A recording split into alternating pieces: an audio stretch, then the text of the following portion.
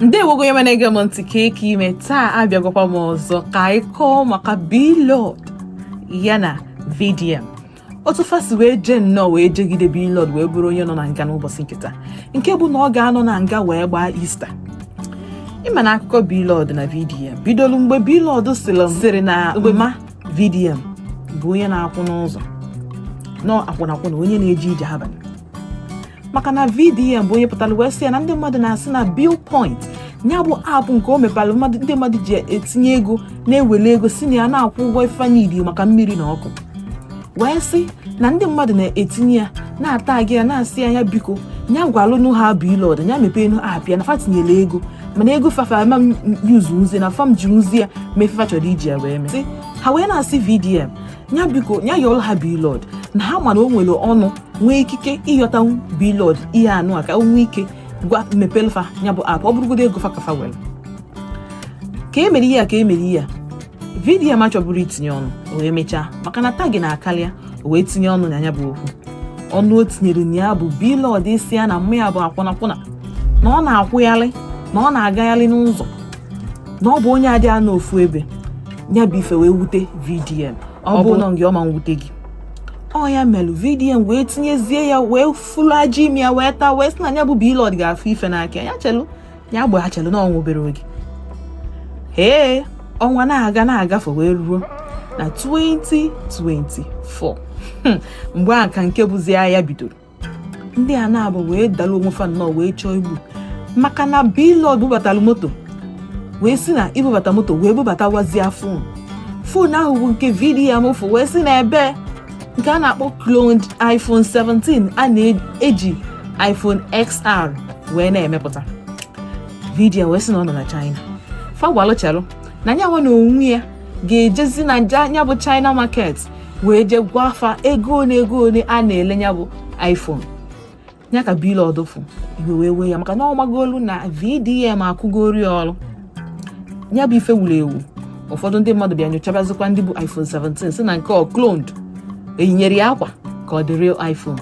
Ijide iPhone mgbe ahụ ị ga na-ajụzi onwe gị ajụjụ wee sị kedu ife ibu n'aka na gwa na onwe gị amọrọkwu dị ihe iji ego gị wee go. Mana ka eweta ya mgbe VDM bịazi wee maka na ọ fụgo na onye ebido biznes ihe fon a asụ onye nwere ọgụgụ isi wee jee rejista afịa. Ọ rejista ya n'ụzọ ịnọ ya bụ ọ bụ na iyi uzuo Ratel na the Ratel gang ị ga-enwe issue. Ọ bụ na ị chọrọ ịnwa onye ọbụla nwee trademark nwoke na-anwa jesi na ị na-eji afafa nke fa trademark go wee jee bute ya afịa.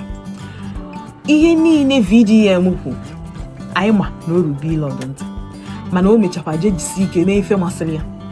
Ka a na-ekwu obubata nnọọ obere moto si n'ọchị iji wee na-eme cab ya bụ moto a ga na-abanye wee na-akwụ ụgwọ wee na-ebugi na-eje njem ebe ọbụla ị chọrọ ije njem. O bubata ya wee dee ya dị Ratel.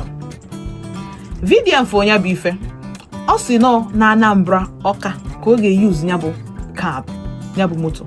O wee gwakwa ya wee sị ya na ife anụ o ji ego moto wee ji were afa o rejistago wee bie na ya bụ moto n'ọkwa okwu ka ọ na-achị ya na ọ makwa na o ji ewelu afịa bie na billboard welu face ya yinye akwa nye ya gadget ya o jide n'aka wee na-ebugharị ya ka Anambra niile ra. A na-ekwu ka a na-ekwu o bie ya na flyers. A na-ekwu ka a na-ekwu wee jegwa ndị Ọnịcha na ya na VDM na-ekola bọzi. In fact esemokwu dị n'etiti fa na-abụ na fe gbasago nọ na fa abụrụgo nọ 5 and 6 bread and butter. VDM wepụta wee sị na ebe na ihe ọ mabụkwa na ife ọbụla ọ na-eme na ọ nabeghịkwa ya permission. Ọ gwabeghịkwa onye okike nya jee mee gịnị nya jee ikike nya jee wele afịa wee zụba afịa maka na afịa ka ọ ji wee chọọ inweta ego na ọgwụ wee bịa tụkwuluzi na ha wee kpaa dividend otu ego ga-esi wee na-abata na akaụntụ ya. Mana B Lord emere ife ndị a niile. A na-ekwu ka anya eje ọ dịka anya bụ ihe moto ọ dịka na VDM etekighị ya seriously ọ dị nnọọ ka na o jiri ya wee kpọrọ ihe. B Lord don dey go prison. Don dey for go dey there spend the Easter. B Lord go spend Easter for there. Yes. So we go escort B Lord now. Yes. We are escorting him. Put it here. Nya ka apụtakwalụ izu nke agala aga nya bụ on Wednesday ihe anyị na-anụzikwa bụ na VDM akpụrụgo B Lord wee jee kuje prison nke dị na Abuja. Kedu ihe mee? wee bụrụ na mgbe obili afịa na anya bụ moto na VDM si ndị polisi ha biko ha je jụọla ya BLord mee ya arrest jụọ ife mere o ji were afịa wee bie na moto o bubata na Nigeria from China. Kedu ihe melu n'afa o trademark ebiekwa na Sodiratel so Moratel na Ratel gang. O bikwala afa o trademark kwa VeryDarkMan. Trademark ya VDM. Ya bụ ịchọ iji afịa wee zụọ afịa, ị ga-eme ikishon ị na-ali ekike. Onye gị ya bụ signing na ị ga-eji afịa wee zụọ afịa. Okay, ka a na-ekwu ka a na-eje. Ọga na-eme na onwe ndị mmadụ na one call away na ndị mmadụ ga-azi ya nka until ndị polisi wee jidezie okwu fada akafa wee gazie Anambra State wee buru ya wee bubata ya Abuja nke ebu ya wee je straight to court. Echebere dịka chifo straight to court ahụ ejezi ka a bịa sizie na BLord ga-alalụ na nga for 26 days. 26 o mere arrest na 1st of April. Eduri ajenga asina adjoin the case ya till 27th of April. Na ụbọchị 26 ka oge anọ na nga. Ya bụ ebe nke ọ ya anọ wee gba Easter. Mbini ọnwụ Jesus Christ ebe ahụ ka ọ ga-anọ wee n'ụdị ya. Aghọtara m ife na-eme. Ọ pụtalụ na VDM bụ ife dị more intelligent. Oke amamife o nwere bụ ihe melụ o ji wee je trademark ya afịa wee na-agwazi ndị mmadụ maka ndị bụ na fa na-akpị ya ọ ndị chọrọ iji afịa wee mee ife. Ọ pụtara na ndị a niile kịta amarọ na how serious i trademark afọ mmadụ dị and gị nwa iwere ya binye na business gị bụ serious offense n'oshi ka ọ bụ. And Aima, Nigeria nwere law against criminality. BLord nọ n'eko na-asị na nwere ihe VDM ga-eme. Ọ nọ n'eko na o nwere mmadụ na one call away kịta ọ ga-anọ na nga. Ụfọdụ ndị mmadụ apagokwanụ sị na-asị na ọ nọrọ na nga na ọ nọ na ofu ụlọakụ nkwari na ọnwụ wee na-ekuz na-enjoy. Ọ na-amachi ikweta eziokwu because ndị isi anyị ndị nọ n'isi egosigo anyị na obodo anyị dị lawless. Adọ ya mere apụtakwanụ ụfọdụ n'ime anyị ewelu obodo anyị na-akparị amụ chee na ị ga-eme ife nafelu.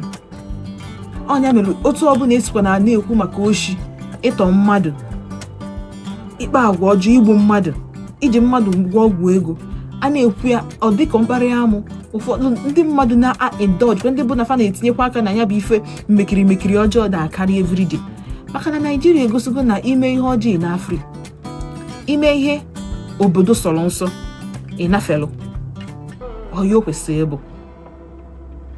Ọya melu BLord ga-eji wee malụ fụ nụ na afọ a na-trademark gị na-erejista gị na mmadụ bụ ife nwe ya na tupu iyuzuo ya na ị ga-ejego jenara onye ahụ ikike tupu iyuzuo ya. Mana ọ macha ihe a niile ọ ka gaa n'iru na-eme ihe sọrọ ya. Obi a na-asị ya na ọ kala the law. Obi a na-asị ya na onye anwa bụ the law. Ihe bụ law bụ law, ihe dị njọ dị njọ. Ihe dị njọ bụ na ihe akpacha mma mmadụ na ọ bụ akwụna na ọ na-akwụgharị ngagharị ọ gara bụ ebutelu ọmụmụ mmadụ.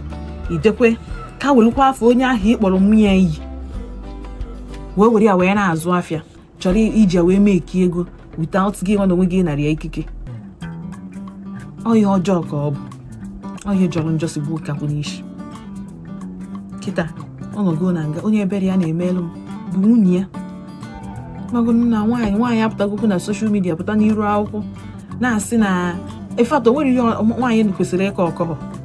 Ọ dị ka akpuchi ha nwere ụmụaka mana dịghị nke nwanne akpọchikwala akpọchi ọ na-agwaghị ya n'oge, ọ na ntị ya anụrụ ka ọ naghị afụ ụzọ, ọ naghị anụ ihe ka ị maghị ihe. Ọ na ịnwere ndị mara ihe nọ na-akụ ihe na-enye gị ezigbo nkwado, ndị ga na-adụ gị ọdụ ka ọ na-adụ nwatakịrị nwoke ọdụ mana ọ dị anụ ihe.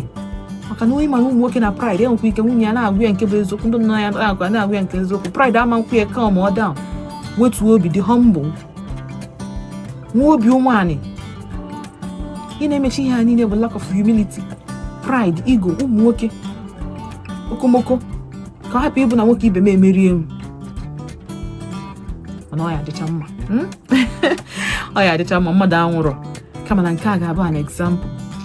Ọ bụ na o nwere biznes ị nwere n'ụbọchị nkịta, ọ bụ na o nwere afọ ịchọ iprotest, chọrọ ka ndị mmadụ yuzuo ya, jee trademark ya, jee na CAC ka ije trademark ya.